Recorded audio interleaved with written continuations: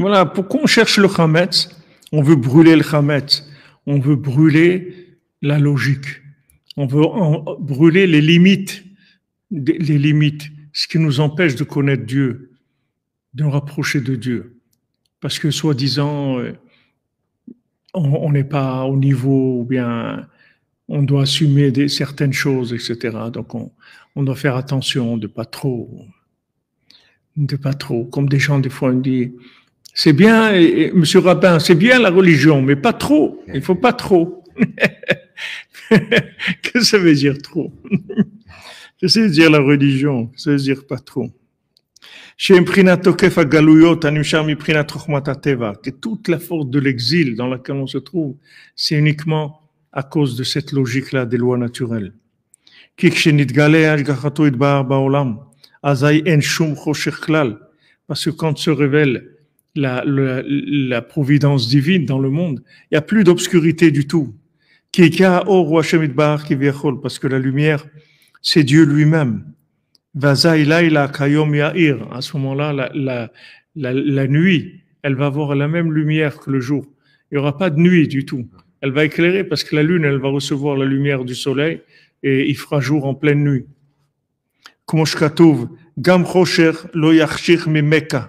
Mais comme c'est écrit dans les psaumes, l'obscurité, elle va pas t'obscurcir. Et la nuit, elle éclairera comme le jour. Comme l'obscurité, comme la lumière.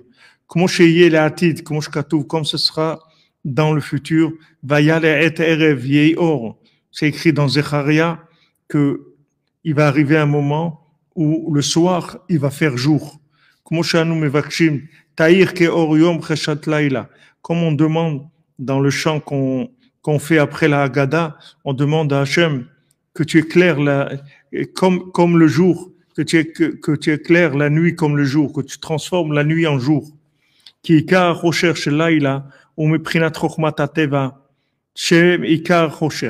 Parce que toute l'obscurité, ça vient des règles naturelles, des lois naturelles.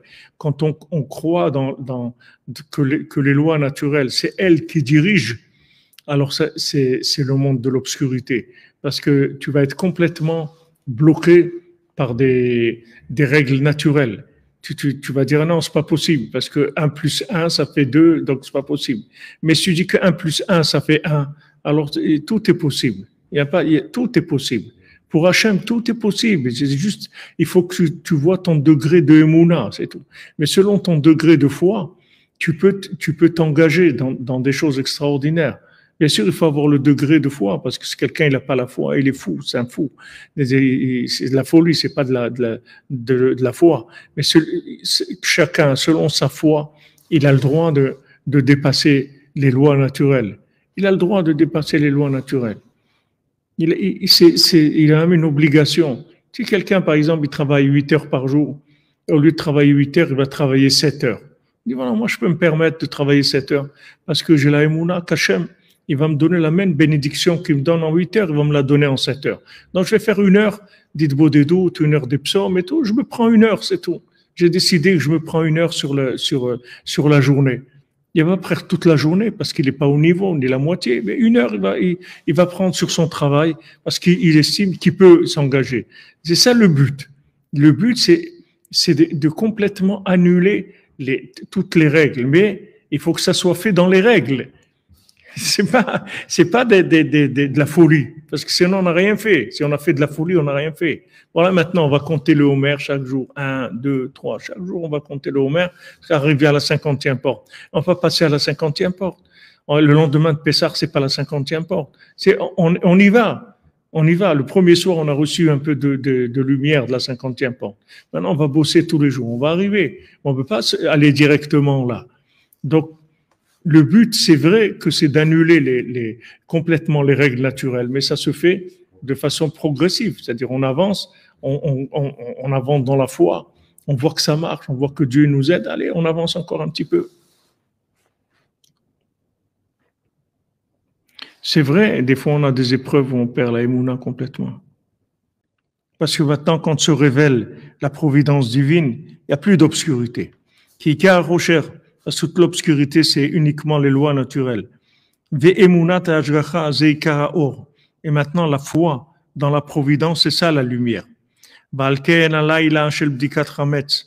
C'est pour ça que le soir où on va chercher le chametz, bitul teva, l'annulation des règles naturelles, karatana or lishna ma'alia. Il a appelé la lumière. Le soir, il l'a appelé lumière, un langage noble. Al-Shem bitul teva. Il a donné le nom de l'annulation des règles, des lois naturelles qui s'appelle le chametz. Chez Botkin Oto Beotolaïla, que maintenant on va rechercher le chametz, c'est-à-dire on va chercher qu'est-ce qui vient fermenter notre vie, c'est-à-dire qu'est-ce qui vient donner aux règles de fonctionnement plus que ce qu'elles ont le droit d'avoir. Qu'est-ce qui a donné le pouvoir aux fonctionnaires? Qu'au lieu que les fonctionnaires soient des fonctionnaires, maintenant ils sont devenus des dirigeants. Qu'est-ce qui leur a donné cette force-là? Fonctionnaires de l'État, ok. Tu es là pour servir le peuple. Tu n'es pas là pour te monter une entreprise personnelle. Tu es là pour servir le peuple. Donc maintenant, les fonctions, il faut qu'elles restent dans fonction, c'est tout. Il faut qu'elles dépassent. Mais si maintenant la fonction, elle commence à prendre le pouvoir, alors ça y est, on est en exil. On est complètement exilé. Donc on va chercher le soir du 14, on va chercher où est-ce que maintenant il y a de la levure, où il y a fermentation. D'où l'air de ce monde-là, il est rentré pour fermenter, pour donner au fonctionnement plus de pouvoir que ce qu'il a.